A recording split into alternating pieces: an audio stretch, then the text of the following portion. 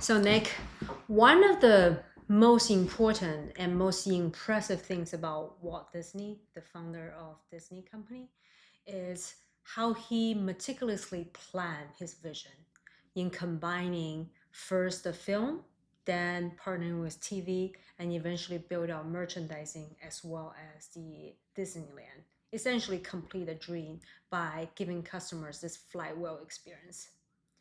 If you were putting yourself in the shoes of Walt Disney, why would anybody, any entrepreneur, even have the forethought to build this, you know, film, TV, merchandise, Disneyland experience? Why would anybody ever dream of building this flywheel concept? Most of the time, we don't. Let's go back and look at what we mean by flywheel first. Uh, what is a flywheel? It's a device that stores energy. The idea being every time you push the flywheel, it keeps spinning until you use that energy up for something else. The idea of a business flywheel, meaning the entire corporation is moving towards a common goal, and every business unit contributes a little bit to the forward momentum of the company. You can look at other types of corporations, especially conglomerates throughout the past 100 years or so that GE, Amazon. no, not let's set Amazon aside. Let's think about like the 60s, 50s. The idea that we had to be well diversified and that we would own a stable of companies that were semi-independent but could share core central services or core cost centers, but otherwise they weren't necessarily working for each other. Oh, Samsung's a good one, right? Samsung, sometimes these companies have absolutely nothing to do with the core business. Say LCD panels or chips. They may have something to do with their TV business, but they might not have much of anything to do with other components of the business, and they even sell to competitors because they have their own independent business to maintain. Amazon works a little bit different. A lot of focus with every new company is how do we create a flywheel organization where every single piece of revenue and every single piece of the product helps support everything else. And Walt Disney was really good at mapping that out, really good. And to the point where he organized his company almost from the beginning with the idea of each business unit would support the others and make them larger and accelerate each pillar's growth. So, for example, films, starting out in films and animation. Let's Snow White, Alice in Wonderland. First of all, had a great product, no doubt. Pushing things both technologically and as well as in terms of quality. So let's just set that aside and make the assumption that that's true. The films are developing product that could be used in, say, merchandise. They were one of the first to merchandise their characters or their IP in order to, number one, put Walt Disney product in people's everyday lives. Cereal, toys, Cups, don't forget cups. cups, Mickey Mouse watches, which I sadly do not own, but if I do well enough, maybe someday.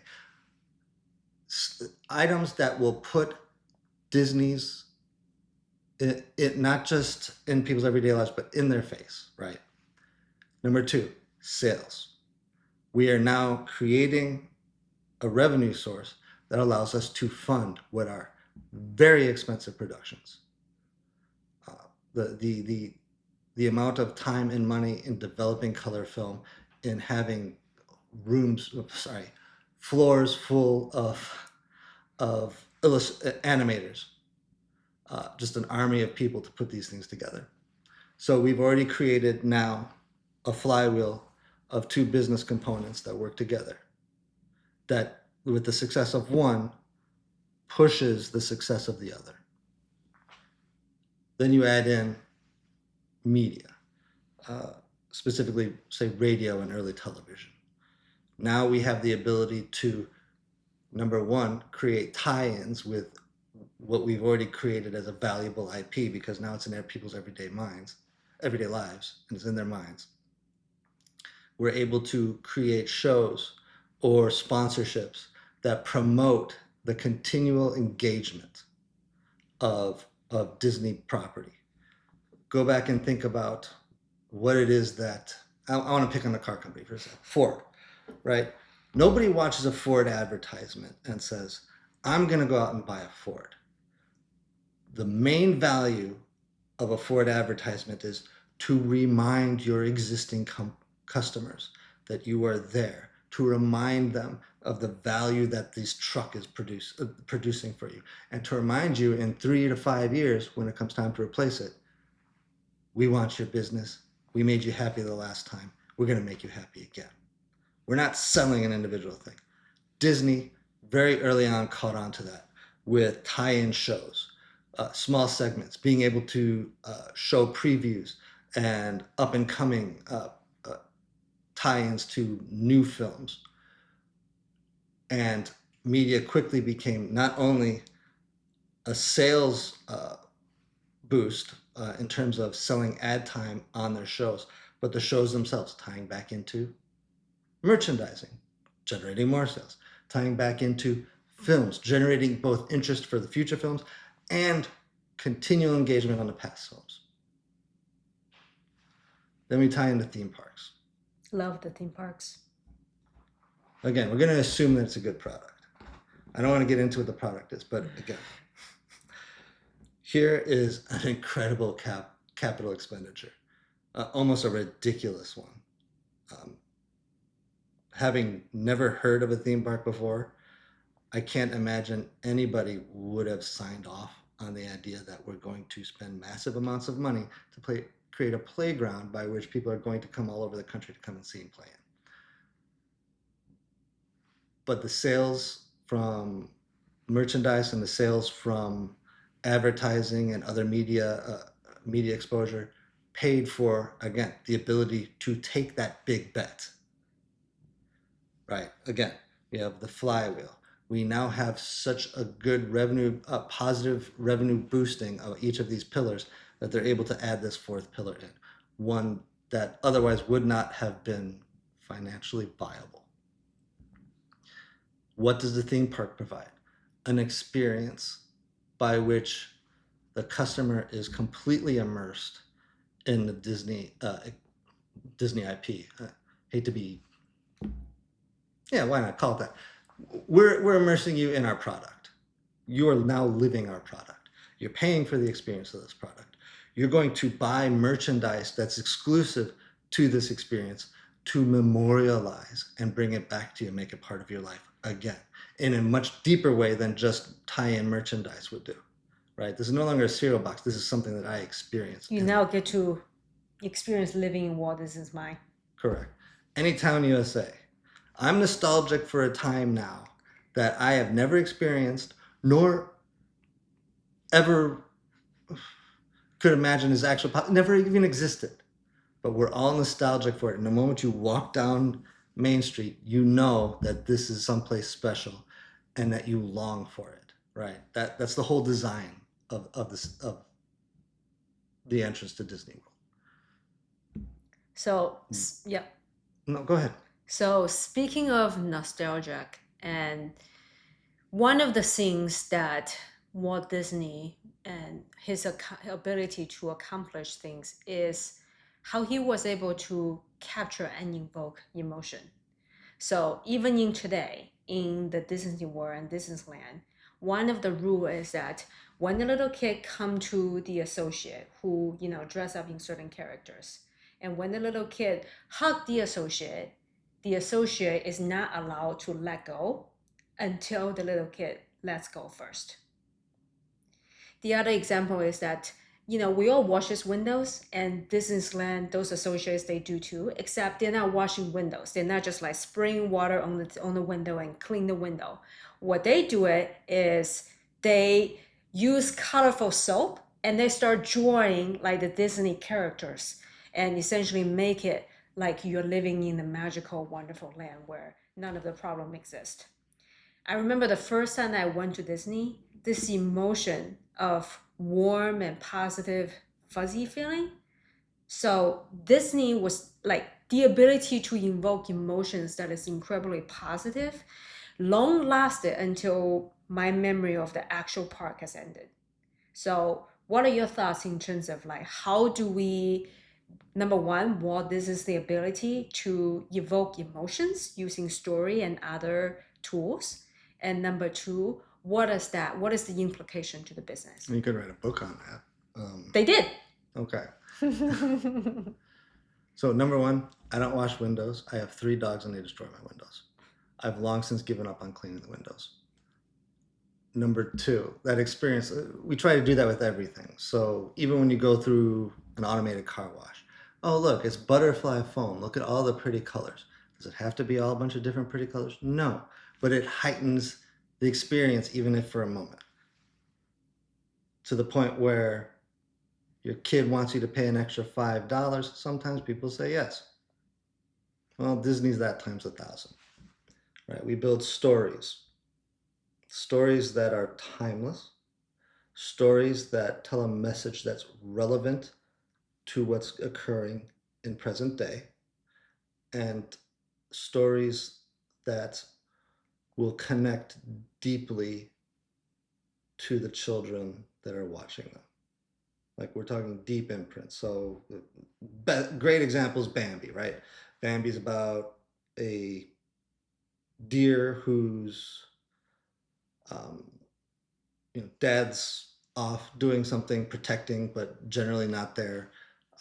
How do you deal with loss and coming of age in a time from a period of, say, bucolic nature to a period of conflict and loss?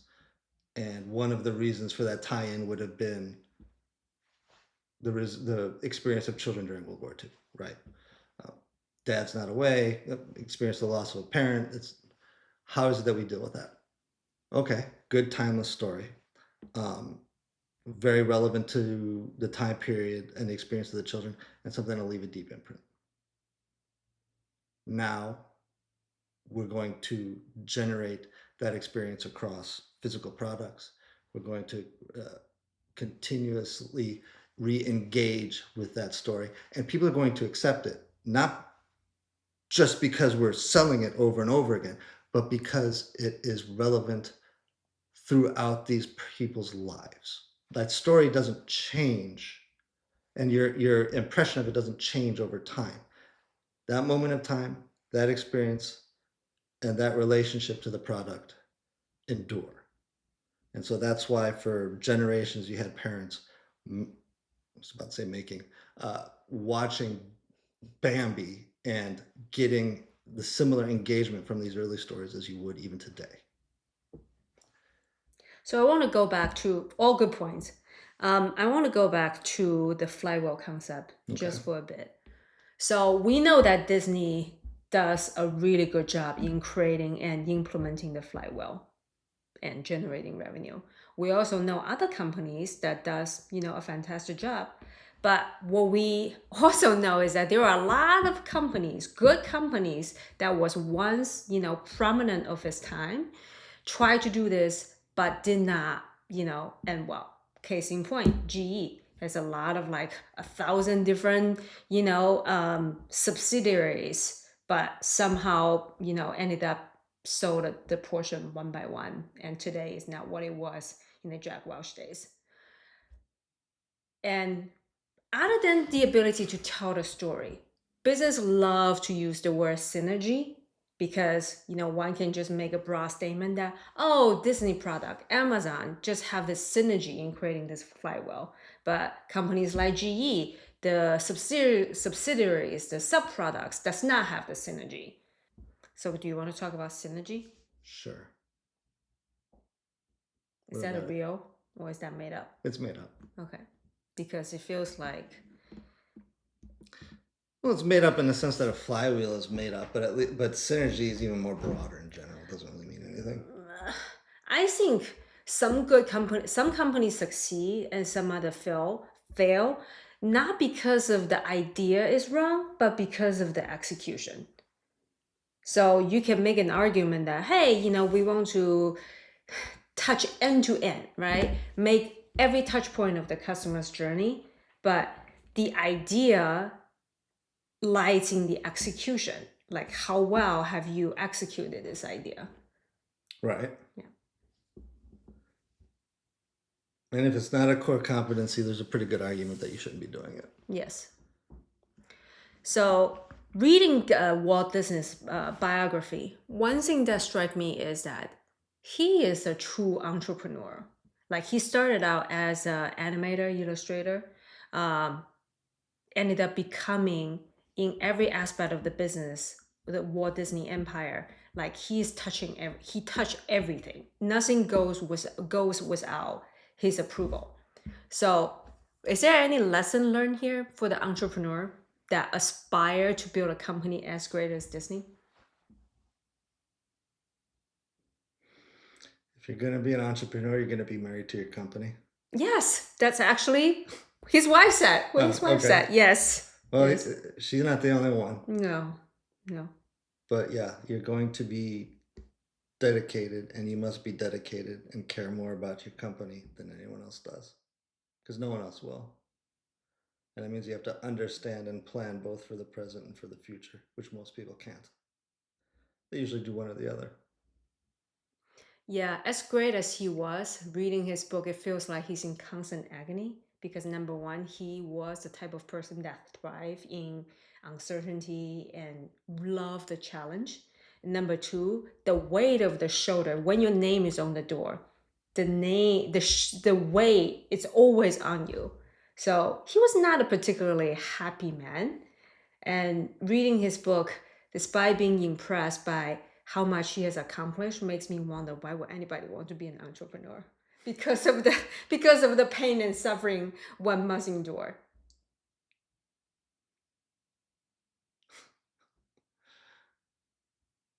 It's an excellent question. All right, let's leave it there.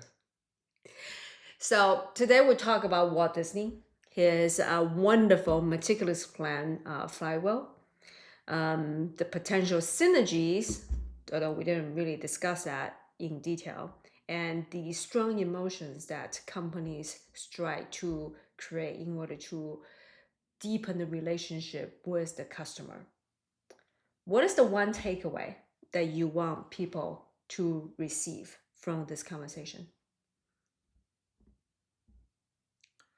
It's been very abstract. When expanding into other businesses, it really benefits you to look at how it benefits the rest of your business, rather than just saying, I can do this and I can do that. The question should be, how does the next one help feed and support the first one? Because if it's not doing it, you're losing a multiplier that's going to put you at a disadvantage to competitors that do.